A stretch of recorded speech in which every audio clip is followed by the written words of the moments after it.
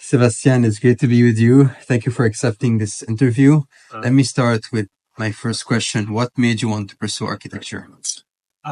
Basically, I think that I have a strong influence from my dad. My dad is also an architect. So when I grew up like watching him designing, drawing, and also my mother wants me because I start to drawing, and then she sent me to a painting school. So I started like to take like this first approach to art and everything. But mostly, I would say it was my father. So when I became like growing up, I say okay, architecture it's like something that I want to pursue, but I at the beginning I saw it like I like born for this. But mostly it was like for my father business basically. How has your understanding of architecture evolved since you started your journey in the field? Um well in my country like we said like if you want to join architecture you have to draw. That's it. It's all about drawing. It's all about that. But once you got into the architecture school, you will realize that it's much more than that. It's much more than that, like how people understand the space, how you perceive the space, how you want the people want to use that space. So actually, it's like further. And people also like they don't know like why they feel better or bad in some place. So when you start to realize that architecture is more than that, even that it's not about the space, even like how you can make possible architecture, like what it's behind policies, economy, developers, and all of that, then you realize that it's not just designing or just put some window or door or something. It's more than that. But yes, like it changed so much. At the beginning, I thought like, okay, I would put like a roof and four walls and a window, and that's it. But then it's much more than that. What would you say is the most unexpected thing that you've learned since you've been here at GSAPP? Well, I think it's like the way that you understand that this architecture is not just for you. Yeah. Like then you realize that are much more happening outside, and also with the materials, like where are the raw materials are coming from, and then you start to think, and it's not just like your idea. Like it has to be my idea. It has to be what I conceive for this place or something. You have to go further and say like, okay, if I do something here, how this will affect the other systems that are here, or how this affect the other people that is already living here. So in that case, like I think that makes me think further in a way to have some or more empathy with other people, and also to see that if I place something there, that would be for years. So think like how the other people will like use this, and not just to make my own idea or what I want. I think like I have to have to do or design something that it will help the entire people that it's there, and also all the systems. So I feel like when I get here, I say like that's not just about me. Like this architectonical ego that unless architects have, it's like that. So like in that way, like lower that, and then my empathy was like, okay, maybe I'm just like a community server. It's like that, and I understood that when I came here. So that's it. What are some of the major challenges you face since you started architecture? Um, well, when I was studying, I think like because it's my passion, I didn't see like an issue or a problem with that. But when I started to work, you realize that all of that ideas and all of that kind of explorations that you do, they are not possible in a way, because then you go like to the real world, to the real field, and you don't feel like all that you did it was possible because you need money and you need a lot of things, permissions.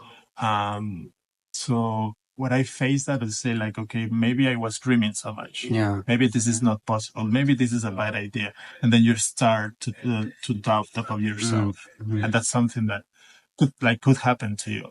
100%. Yeah. And I think like what architectural schools don't teach you is like how to approach that, like how to act Yeah. to this kind of issues.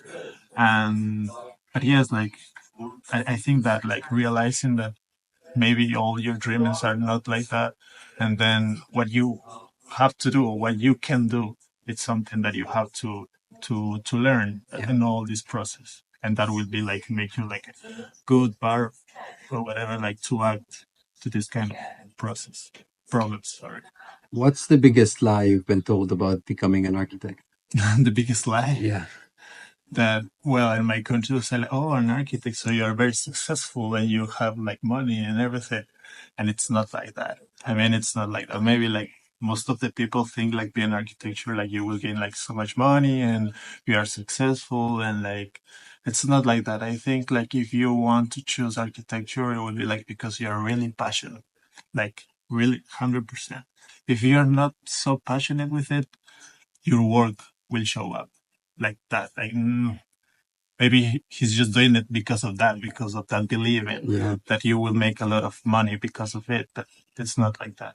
I think that's the biggest lie. Like when they say like, and you will be like, and for us, I mean, in my country, it's like, it's just because you draw wood and also like mathematics and everything. When you realize what you're studying, you know that already it's nothing to do with that. Yeah. There's another like kind of world that you be experimenting when you study architecture. If you could bulldoze one famous building built by any architect, which one would it be? Mhm. I don't think like I am in the possibility to do that, but um, I think I won't do it actually. Like I think that you have to know the realities and also the problems that we are like facing. So nowadays, like I think you have to take advantage of it, like how you to use that. You know, like invent because architecture is not just a work of one person. It was a lot of work that was is behind of one Mm. of these projects. So I guess like architecture is um, you have to respect the other work from another architect and then continuously changing and evolving and actually see like okay, I have like this project and then trying to improve it or like if I won't demolish, like maybe reuse it in a way and then like to see this past of the time, which is more interesting to know like how it was, how I did, and in the future another one will do it. And that will be like I think it's interesting, more interesting than just demolish and create something new. Because that's the easy path. And nowadays, because our environment and carbon and everything, we have to change that. And Yeah. also like take advantage of these obsolete structure or structures that are not useful anymore, trying to give them new uses. What are your career plans after graduating from GSAPP? Well, honestly, like I mean, I pretended to stay here as much as I can, take advantage of this experience, and also like yes, join a firm, understand how is the architectural work here because it's so different, and after that, like yes, start my own firm. Maybe like I will have to go to my country like, after a long time, like getting experienced here, and also because it's more, it's easier doing it in my country. Mm. Like invest there, build there, without all these codes and everything. So I think like I will be here gaining much experience as I can, and also like contacts and everything, and then try to move my business into my country, which is something that I would do. Like, and then once there, I will like trying to figure out like something different. But I think like I'm more on that like trying to build my own firm and then see what happens. Maybe it's not just doing particular projects. Yeah. Maybe it's more like social works or something because I work on that too. So I have like work in both fields, like more like the real estate business and also like doing social projects and also community service. So the possibilities are, Yeah. so, but first I think I will stay here for a while. Okay. To gain experience in the field, right? Yes, yes, to gain experience. You're aiming for. Yes, yes, to understand, to learn everything, because most valuable thing here, and also like when I when I started here, the people that you know here, I think that's the most valuable of the program. The people that like showing their projects and also talk with you, hang out with you. You understand more like the mentality and the backgrounds of all of these people. Like it's amazing. I think you learn more than them, than your actual professors or something. Yeah. And that's happened here, and also it would happen in the architectural field and with the construction, with the managers, with other architects. So I am really excited about that, to know everything, and also the stress that it like that will exist. And also like I know that not all of the architects are gonna be like great people or something, like they will be mean or not. I want to understand that, like yell me or something. I need to understand in that way, you know. Any advices you would give to a high school student who would like to pursue architecture? Yes, I mean, like the most of it is that if you want to choose or study architecture, that you have to have passion on it. If you are not feel like 100% sure, don't do it, because we need something like that motivates you like to go further and beyond. And it doesn't matter if you don't sleep, because that happens a lot. It doesn't matter like if you suffer or something, like you're doing your best and then like your project got rejected or something. It could be like that. Without that, there's no learning.